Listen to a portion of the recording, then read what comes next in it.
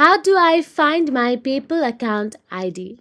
So basically, PayPal operates without traditional account numbers, relying instead on your email address or phone number as the unique identifier for your account. Your PayPal account is linked to the email address or mobile number you use during sign up.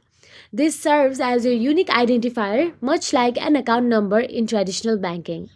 Senders simply input your email or phone number to transfer funds to your PayPal account. Email addresses and phone numbers are easier to remember and share compared to numerical account numbers.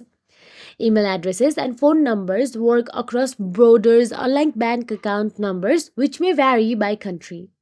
So, PayPal is an online payment platform designed to integrate with digital systems and not tied to physical banking structures. So, that is it. By using email addresses and mobile numbers, PayPal simplifies transactions, making it more user friendly and widely accessible. If you found this video helpful, please like, share, and subscribe our channel. And thank you so much for watching.